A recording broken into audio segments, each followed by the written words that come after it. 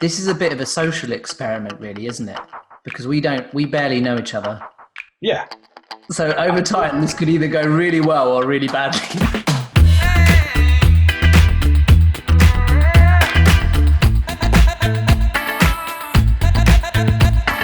Welcome to the open source. I'm James Lawson. I'm the customer success manager for EMEA here at Acquia. Hi, everybody. I'm Tom Bianchi, VP of Marketing for Europe, Middle East, and Africa here at Acquia.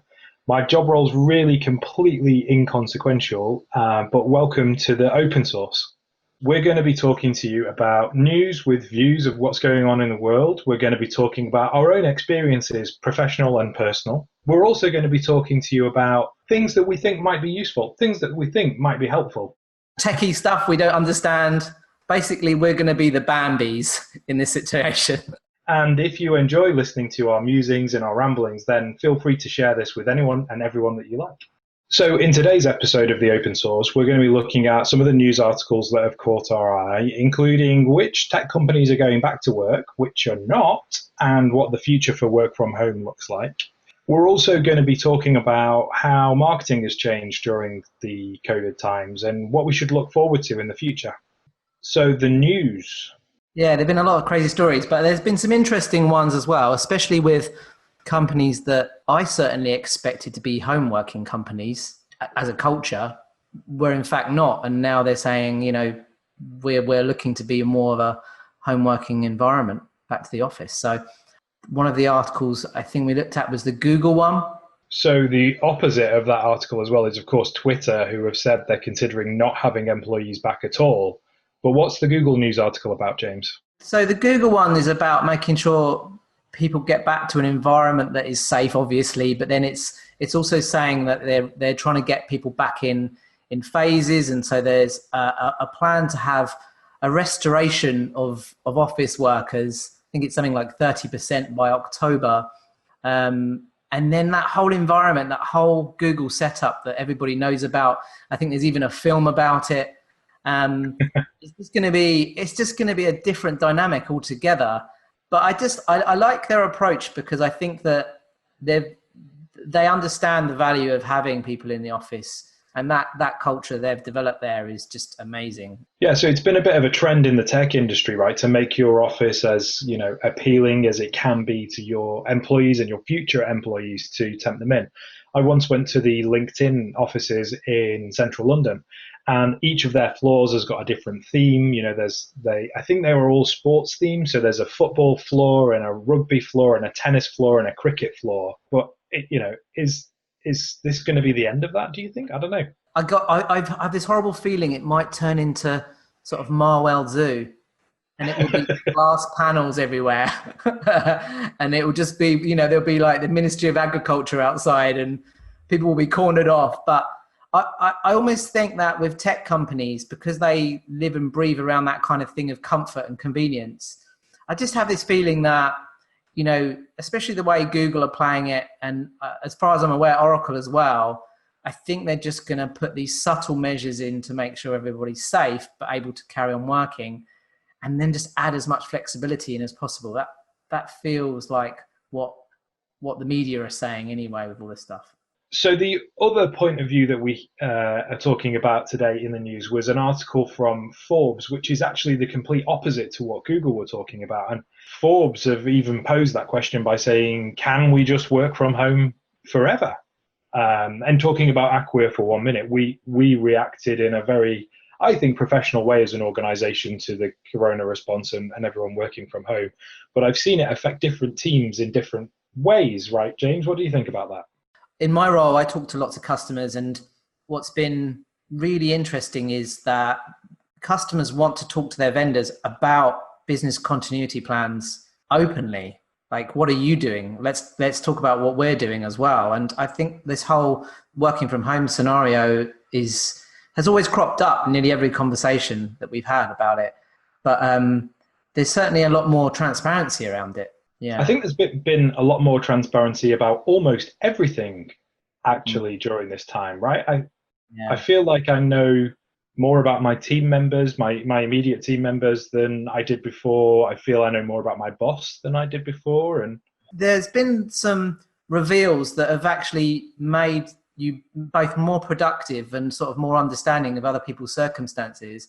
And I think that's the big leap. And that Forbes article, it's really interesting because it's considering the fact that you don't have to worry as an employer what people are up to just because they're at home. And really what it's doing, it's creating a culture where you can have that openness, where there is nowhere to go because you've got to be at home because you've got to be working from home. So you're pinned in a way, but the exposure is greater. I think there's also this kind of work and home life bleeding into each other, which for people who aren't used to working from home or haven't done it for extended periods before, can find it difficult to switch off from work. And it's almost their paranoia that their company thinks that they're not doing enough work, which leads them to almost work themselves too hard. I was actually speaking to someone today about this who said that, you know, they'd set reminders in their calendar to take breaks, so they weren't glued to their work, whatever they were doing.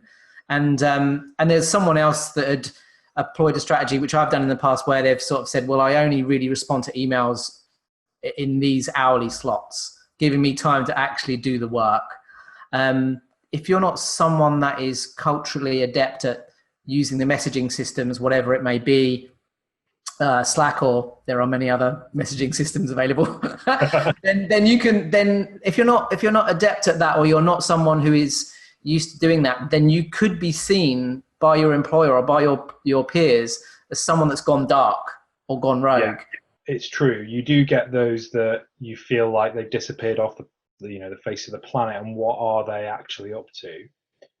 But what I would say is I feel like more recently, and particularly because of the lockdown that most of us have been subjected to, I've seen a lot more of the opposite behavior. And I don't know if that's not only because for a lot of people it's completely new, or if it's also because this kind of element of just gratefulness for having a job. And, if there's work going, you can bet your bottom dollar I'm going to be working till all hours, because if there is at any point a redundancy process, a furlough process, if I can avoid having my name on that list, I want to avoid it. So we're going to talk a little bit more about that in a second, aren't we? I wanted to also quickly talk about the headline of the week.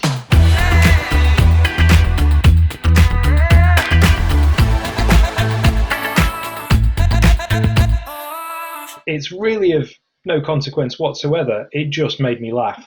So many of you might have seen companies like SpaceX and others who are starting to launch their own rockets into space. And this is effectively the privatization of the American space industry. And of course, like every good enterprise, Mr. Branson got involved with that with his own Virgin Galactic company, who were building a rocket to transport payload and humans into space, as well as their quite famous human space travel, where people have paid, I think it's $250,000 a year to go in space. So this week they had a test launch of one of their rockets from underneath one of Virgin Atlantic's old 747s. And the best headline of the week goes to Beardy Branson 747 assisted satellite launcher, can't get it up. The register they're delivering as normal. I know it's of complete no relation to what we're talking about here today. It just made me laugh. So, would you go up on a rocket, Tom, or would you wait for the first load of people to go up there? I might wait for the 110,000 other people to go and do it. I don't even think I'd wait for the first one. When it becomes completely normal, then I'm on board. That's maybe the wrong word to use, isn't it? The completely normal.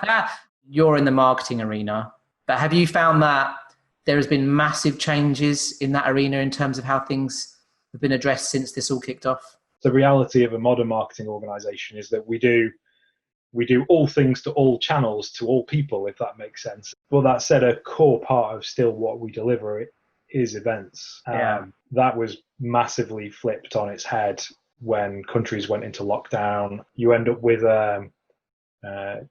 different sorts of ways to engage. We are doing things like virtual dinners, believe it or not, where we invite people to cash in a voucher for Just Eat and organise a takeaway to be delivered to their house while we're talking about a given topic. We've done virtual breakfast. We also did a happy hour with some journalists recently where we shipped cocktails to their house and had a chat about open source, which was fun.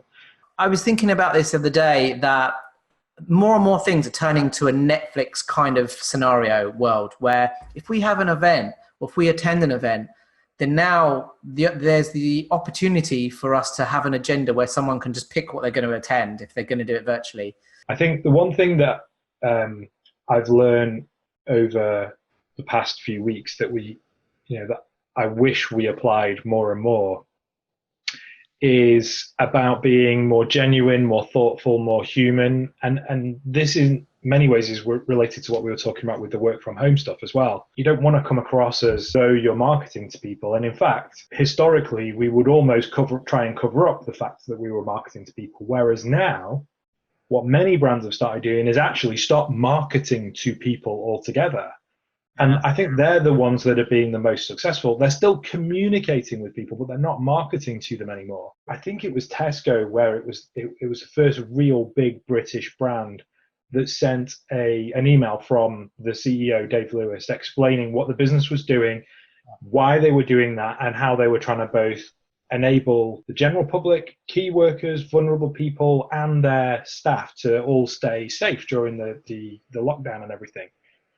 And I think it was the first really big business that had just had like the full transparency glass turned on, and you could just see exactly what that business was doing. But I'm sure that by being transparent, being genuine, being thoughtful, and opening up to the general public about what was happening sooner than everybody else, it probably won them customers. The firms that are saying we need to be more accommodating and we need to we basically need to show empathy and communicate with these people before we start selling, even if that means discounts or whatever, just some way of gaining any form of momentum, they're the ones that are picking up the business. Do you think there are things that we might do away with, like in terms of like working life? I feel like I've had a good cleanse, if you know what I mean. I feel like everyone has sort of tried to do their own personal thing at home, whether it be jobs they haven't been meaning to do. But in terms of work as well, I feel like it's been like a form of colonic file irrigation. Well, it helps you get to your priorities from a work perspective really quickly, doesn't it? It's, there are a bunch of stuff that were on the nice to-do list, and now they're not. They've gone to the maybe never list. I have enjoyed being at home a little bit, but it is sending me a little bit stir crazy. One thing I'm missing a lot is being able to go to the pub with my mates, to the point where I've started building my own bar in the garden. So, yeah. Change in loyalty, that could be it. You could be... Why do I need to ever go to the pub again if I've got my own bar? The other thing that happened today, which was kind of put things in perspective, was I was meant to attend a webinar today at 2 p.m. on being a parent and working from home, and I didn't have time to do it. I couldn't physically go ahead with it, because it was... I mean, that's the perfect example, isn't it? So right before we started filming this, my kids were basically having a full-on fight outside my makeshift office here. So I was a couple of minutes late signing in, and so I had to take the kids downstairs, turn the TV on, and the TV is being a parent for me right now while we're doing it. But at least the kids thing is like an exceptional circumstance, because they're going to go back to school. Exactly. So, yeah. I've really enjoyed our chat today. I think it's been good fun. So in the future, we're going to have special guests and stuff, right? Yeah, we've got to get some good people on here. Technical experts where we don't have any clue about stuff. Celebrities, maybe not. But I don't know. Maybe there's a B-class. I mean, I think you've just set the bar, so we've got to find B-class celebrities. And this could be a little bit controversial, some might see, but I think it would be great to also have people on from different businesses as well, and even arguably competitive businesses to Acquia. I would love to get that kind of conversation going and seeing what other people are in the market. And I'm sure we'll get customers on, and Dries, founder of Drupal, I'm sure we'll get their buy-in, because where are they going to go? They've got nowhere to go. They're all in lockdown still, aren't they? Exactly. So, Thanks, Tom. Well, this has been good. We know each other a bit better now. I think we do. So here's to the same time next week. We'll come up with another brilliant topic to talk about then. Yeah. And otherwise, this has been the Open Source. See you soon. Thanks. Cheers, everyone. Bye.